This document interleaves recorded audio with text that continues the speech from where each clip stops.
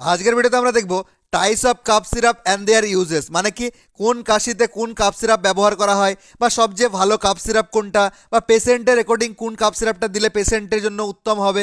তো সমস্ত কোনো কিছুই আমরা জানবো। আপনারা দেখছেন বং ফার্মা, আমি ফার্মাসিস্ট ফিরোজ আলম। চলো শুরু করি। প্রথমত আমাদের জানতে হবে কাপ সিরাপ জানার আগে যে টাইপস অফ কাপ মানে কাফ কত ধরনের। কাফ মেনলি দু ধরনের, একটা হচ্ছে কি ড্রাই কাফ যেটাকে আমরা কি নন প্রোডাক্টিভ কাফও বলি, যেটা কি আমাদের শুকনো কাশিকে মনে, যেটা আমরা খুসখুসে ধরনের কাশি হয় সেটাকে ড্রাই কাফ বলে। আর দ্বিতীয়টা হচ্ছে কি ওয়েট কাফ, ওয়েট কাফ যেটাকে আমরা কি প্রোডাক্টিভ কাফও বলি, যেটা কাশলে আমাদের মুখ দিয়ে কফ বেরিয়ে আসে বা কফ চলে আসে বা ঘর ঘর আওয়াজ হয়, সেটা হচ্ছে কি ওয়েট কাফ। এছাড়াও কিছু ধরনের কাফ হয়, যেমন হচ্ছে কি whooping cough, working cough, warning cough, phlegmy cough. এরপরে আমাদের জানতে হবে যে কাফ কেন হয়, causes of cough. Causes of cough আমাদের প্রথমেটা দেখবো যে ড্রাই কাফ কেন হয়। ড্রাই কাফের যে মেন কারণগুলি হলো সেগুলো হচ্ছে কি অ্যালার্জি যদি কারো থাকে তাহলে সেক্ষেত্রে হতে পারে, পলিউশন বা ডাস্ট বা ধুলোবালি যেটাকে বলি সেক্ষেত্রে হতে পারে, ড্রাইনেস ইন ট্রাকিয়া তার ক্ষেত্রে হতে পারে, কারো যদি থ্রোটে ইরিটেশন হয় তাহলে সেক্ষেত্রে হতে পারে, যদি কোনো ব্যাকটেরিয়াল ইনফেকশন হয় মানে কোনো ব্যাকটেরিয়ার সংক্রমণ হয়েছে সেক্ষেত্রে হতে পারে, ভাইরাল ইনফেকশন যদি কারো হয় তাহলে সেক্ষেত্রে হতে পারে। যদি ওয়েট কাপ কী জন্য হয়, কোল্ড বা ফ্লু হলে মানে আমাদের ঠান্ডা লেগে গেলে, ঠিক আছে, ব্যাকটেরিয়াল ইনফেকশন, ভাইরাল ইনফেকশন মানে কি ব্যাকটেরিয়া বা ভাইরাসে যদি সংক্রমণ হয়ে যায় তাহলে সেক্ষেত্রে হতে পারে, ব্রোঙ্কাইটিস সেক্ষেত্রে হতে পারে, নিউমোনিয়া সেক্ষেত্রে হতে পারে, যদি সিওপিডি কারো হয়ে থাকে, সিওপিডি মিনস হচ্ছে কি ক্রনিক অবস্ট্রাকটিভ পালমোনারি ডিজিজ, ঠিক আছে, বা আস্থামা যদি কারো হয়ে থাকে তাহলে সেক্ষেত্রে হতে পারে। এরপরে আমরা কি ডাইরেক্ট ট্রিটমেন্ট দেখবো। যদি কারো ড্রাই কাফ হয়ে থাকে মানে ড্রাই কাফ অর্থাৎ মিনস হচ্ছে কি শুকনো কাশি যদি কারো হয়ে থাকে তাহলে সেক্ষেত্রে কি ট্রিটমেন্ট দেবো। শুকনো কাশির জন্য যে মেডিসিনটা বা যে মেডিসিনটা ব্যবহার করা সেটার নাম হচ্ছে কি ডেক্সটরমিথরফেন। ডেক্সটরমিথরফেনের সাথে কি একটা অ্যান্টি হিস্টামিন বা ডিকনজেস্টেন্ট মেডিসিনও যুক্ত হয়ে আসে। কি ডেক্সটরমিথরফেন হচ্ছে মেন হচ্ছে এই সল্টটার নাম হচ্ছে ডেক্সটরমিথরফেন, যেটা শুকনো কাশিকে ভালো করে, ঠিক আছে। এই ডেক্সটরমিথরফেনের সাথে কি ফেনিরামিন যুক্ত হয়ে আসতে পারে বা ক্লোরফেনিমারান প্লাস ফিনাইলেফ্রিন এটাও যুক্ত হয়ে আসতে পারে, ঠিক আছে। আর এর সবচেয়ে পপুলার যে ব্র্যান্ড নেমগুলোতে পাওয়া যায় সেটা হচ্ছে কি স্কোরিল ডি প্লাস নামে পাওয়া যায়, চেরিকপ নামে পাওয়া যায়, সোলভিন কাফ সিরাপ নামে পাওয়া যায়, অ্যাসকোরিল অ্যাম্ব্রোডিল ডি নামে পাওয়া যায়, ঠিক আছে, গ্রিন লিঙ্কটাস নামে পাওয়া যায়, জেডেক্স নামে পাওয়া যায়, টোসেক্স ডিএমআর নামে পাওয়া যায়, আর এলএক্স নামে পাওয়া যায়। এতগুলো নামে পাওয়া যায়। এই ব্র্যান্ড নেমগুলো শুধু আমি রেফারেন্স পারপাসে বললাম, আপনারা চাইলে যে কোনো ব্র্যান্ডের এই সল্টটা দেখে ব্যবহার করতে পারেন, চাইলে জেনেরিকও ব্যবহার করতে পারেন। ডেক্সটরমিথরফেন হচ্ছে মেন কম্পোজিশন, এর সাথে কি ক্লোরফেনিরামিন যুক্ত হয়ে আসতে পারে বা ক্লোরফেনিরামিন প্লাস ফিনাইলফেরিন এই তিনটে সল্ট মিলিত হয়ে আসতে পারে, ঠিক আছে। মেন সল্ট হচ্ছে ডেক্সটরমিথরফেন। ডেক্সটরমিথরফেন কি, ডেক্সটরমিথরফেনটা হচ্ছে কি একটা অ্যান্টিটিসিভ বা সাপ্রেসেন্ট, মানে যেটা কি আমাদের যে কাফের সেন্সেশনটা ব্রেনের সিগন্যাল দেয় সেই সেন্সেশনটাকে ব্লক করে, ঠিক আছে, যে কাফের সেন্সেশনটাকে ব্লক করে বা সাপ্রেস করে দেয়, সেভাবে কি কাফকে ট্রিট করে এই সাপ্রেসিভ অফ ব্রেন, এটা হচ্ছে ডেক্সটরমিথরফেন। আর ক্লোরফেনিরামিন যেটা আছে, ক্লোরফেনিরামিনটা হচ্ছে একটা অ্যান্টিহিস্টামিন মেডিসিনকে আমরা কি অ্যান্টি অ্যালার্জিক মেডিসিন নামেও জানি, ঠিক আছে। এটা কি করে ট্রিট রানি নোজ, যদি কারোর নাক দিয়ে বয়ে, স্নিজিং, হাঁচি হয় তাহলে এগুলোকে ট্রিট করে। আর ক্লোরফেনিরামিনের বদলে অনেক এই কাপ সিরাপ আছে যেখানে কি সেট্রিজিন বা লেবোসিট্রিজিন যুক্ত হয়ে আছে। তো সেট্রিজিন সেম এই ক্লোরফেনিরামিন গ্রুপেরই ড্রাগ, ঠিক আছে। তাহলে এটা দেখে কেউ ঘাবড়াবেন না।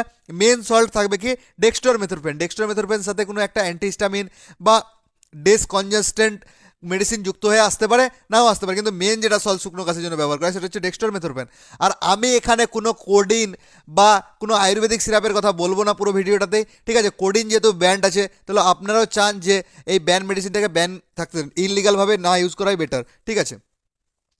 এর সাথে আর যেটা তৃতীয় যে মেডিসিনটা যুক্ত হয়ে আছে সেটা হচ্ছে কি ফেনাইলেফ্রিন একটা হচ্ছে কি ডিসকনজেস্টেন্ট মানে কি যদি আমাদের কারো নাক বন্ধ হয়ে যায় কাশির জন্য, সর্দি টর্দি প্রচুর হয়েছে, সেই নাকটার বন্ধটাকে খোলে, ঠিক আছে। এটা ট্রিজড কি ব্লক নজ অফ স্টাফিনোজ, মানে সর্দিতে নাক ভরে গেছে সেই নাকটার ভর্তিটাকে কি খুলবে এটা। এরপরে আমরা দেখব ওয়েট কাফ যদি কারো হয়ে যায় তাহলে সেক্ষেত্রে কী ট্রিটমেন্ট দেবো। ওয়েট কাফের জন্য যে মেডিসিনগুলো ব্যবহার করে সেটা হচ্ছে কি ব্রোম্বোহেক্সিন প্লাস গুয়াফেন্সিন প্লাস টার্বিউটালিন, এই তিনটের কম্পোজিশনে যে কাপ সিরাপগুলো পাওয়া যায় সেগুলো ব্যবহার করা হয়, ঠিক আছে। এর পপুলার ব্র্যান্ড নেম কি ব্রোজেডেক্স নামে পাওয়া যায়, অ্যাসকোরিল প্লাস নামে পাওয়া যায়, বা আস্তাকাইন নামে পাওয়া যায়, বা গ্রিনলিংটাস বিএম নামে পাওয়া যায়, বা সলভিন ইএক্স নামে পাওয়া যায়। এই যে ব্রোমোহেক্সিনটা আছে এখানে, এই ব্রোমোহেক্সিনটা হচ্ছে একটা মিউকোলাইটিক মানে হচ্ছে কি আমাদের যে কফটা আছে সেটাকে কি পাতলা করবে এবং স্টিকি করবে, মানে লেস স্টিকি মানে চিপচিপাপনটাকে কম করবে, ঠিক আছে। এই মিউকাসটাকে পাতলা করে দেবে, মানে যেটা আমরা কফ বলি সেটাকে কি পাতলা করবে। এরপরে যে গুয়াফিনসিন আছে, এই গুয়াফিনসিনটা কি একটা এক্সপেক্টোরেন্ট। এক্সপেক্টোরেন্ট মানে কি, যেটা আমাদের বেরিয়ে দেবে, ঠিক আছে, ক্লিয়ার মিউকাস, মিউকাসটাকে যে আমাদের ফেলগাম বা যে কপটা জমে আছে সেটাকে বের করবে, ঠিক আছে। এটা হচ্ছে ইয়ারওয়েজ যেগুলো আমাদের আছে, যে ইয়ারওয়েজগুলোতে জমে গেছে, লাংসে জমে গেছে, সেগুলো থেকে কি টেনে বের করবে। আর যে টার্বিউটালিন আছে, টার্বিউটালিনটা হচ্ছে কি ব্রঙ্কোডাইলেটার্স। ব্রঙ্কোডাইলেটার্স মানে কি আমাদের যে ইয়ারওয়েজগুলো আছে সেগুলোকে কি প্রশস্ত মানে চওড়া করে, যাতে আমরা শ্বাস প্রশ্বাস ঠিকভাবে নিতে পারি, ঠিক আছে। তো এটা হচ্ছে ওপেন ইয়ারওয়েজ অফ দ্য লাংস, এই কাজগুলো করে।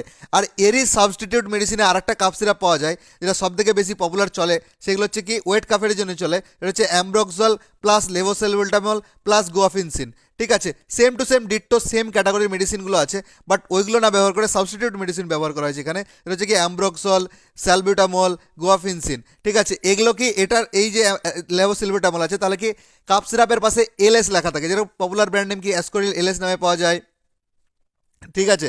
রেসওয়াস এলএস নামে পাওয়া যায়, গ্রিনলিংটাস এলএস নামে পাওয়া যায়, সলভিন এলএস নামে পাওয়া যায়, ডেলিটাস এলএস নামে পাওয়া যায়, চেরিকফ এলএস নামে পাওয়া যায়, গ্রিনলিংটাস এলিকাস নামে পাওয়া যায়, আস্তালিন এএক্স নামে পাওয়া যায়, আর কি লেভোলিন প্লাস নামে পাওয়া যায়। এই যে কাপ সিরাপগুলো আছে সেম যেটা এর আগেরগুলো বললাম, যে অ্যামব্রক্সলটা কি ওখানে আমরা পড়ছিলাম মিউকোলাইটিক, এখানে আমরা কি দেখলাম যে ব্রহ্মোহেক্সিনটা হচ্ছে একটা মিউকোলাইটিক, তো এখানে ব্রহ্মোহেক্সিন না ব্যবহার করে অ্যামব্রক্সল ব্যবহার করা হয়েছে। সেম জিনিস, অ্যামব্রক্সলও কি একটা মিউকোলাইটিক, যেটা মিউকোলাইটিক মানে কি আমাদের যে কফটা আছে সেটাকে পাতলা করে দেয় এবং চিপচিপা পানটা কম করে, যাতে আমাদের বেরিয়ে আসতে সুবিধা হয়। লেভোসেলভোল্টামলটাকে যে ব্রঙ্কোডাইলেটার্স, এখানে ব্রঙ্কোডাইলেটার্স বললাম টার্বিউটালিন, ঠিক আছে।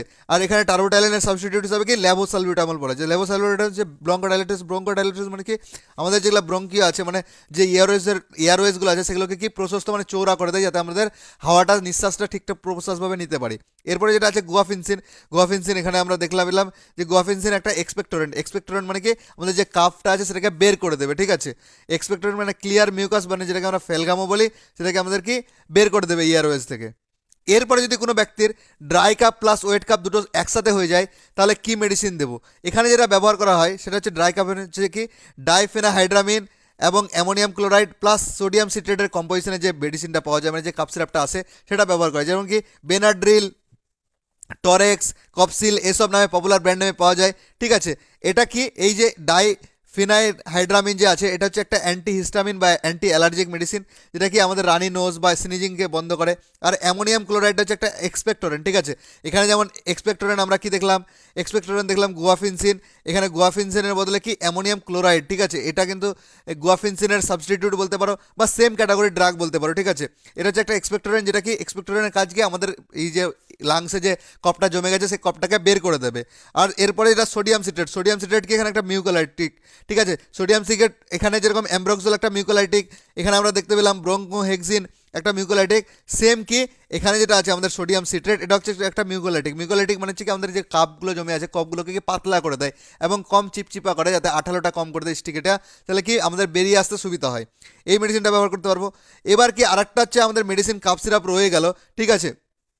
সেটা হচ্ছে কি কন্টিনিউয়াসলি যদি কেউ কাফ করে, মানে ড্রাই কাফ হয়ে গেছে বা কোনো কিছু হয়ে গেছে, প্রচুর কন্টিনিউয়াসলি কেঁপে মানে কাশি হচ্ছে, কন্টিনিউয়াসলি কাশি হয়ে যাচ্ছে, তাহলে সেক্ষেত্রে একটা ডক্টররা মেডিসিন ব্যবহার করে, সেটা হচ্ছে কি ক্লোরফেনিরামিন ম্যালেট প্লাস লেভোড্রোপ্রোপিজিন, মানে যেটার পপুলার ব্র্যান্ড নেম কি রেসওয়াস নামে আসে, আর কি অ্যাসকোরিল এলডি নামে আসে।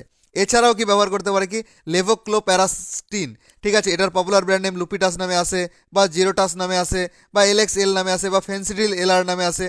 এই যে মেডিসিনটা আছে এটা কি আমাদের যে এই যে সিগন্যালটা আছে, এই যে এখানে আমাদের গলাতে কাশিটা হচ্ছে এবং ব্রেনের যে সিগন্যালটা আছে, এই যে তারটা আছে, মনে করো কোনো একটা নার্ভের মাধ্যমে যে যে সিগন্যালটা পৌঁছায়, এই সিগন্যালটাকে কেটে দেয়। এই সিগন্যালটাকে কেটে দেওয়ার ফলে কি আমাদের এই যে ইসের সেন্সেশনটা আছে, কাফের সেন্সেশনটা ব্রেন অবধি পৌঁছায় না, বলে কি পেশেন্ট কাফও করে না। এই যে ছিল এই তোমাদের সমস্ত ধরনের কাফ সম্পর্কে নিয়ে একটা আলোচনা, ঠিক আছে। যদি কোনো কিছু ছুটে থাকে বা কোনো কিছু জানার ইচ্ছা থাকলে অবশ্যই কমেন্টের মাধ্যমে জানাবে। এবং আমি বারবার বলে থাকি আমার এই ভিডিওটা শুধুমাত্র ইনফরমেশন পারপাসের জন্য, আমার ভিডিও দেখে কেউ কখনো সেলফ মেডিকেশন করতে যাবে না, সর্বদা ডাক্তার বা ফার্মাসিস্টের পরামর্শতেই ওষুধ নেবে। এবং আমার এই ভিডিওটা ভালো লাগে থাকলে অবশ্যই একটা লাইক করবে এবং এমন ভিডিও পেতে চাইলে অবশ্যই সাবস্ক্রাইব করে আমার পাশে থাকবে। Thank you so much.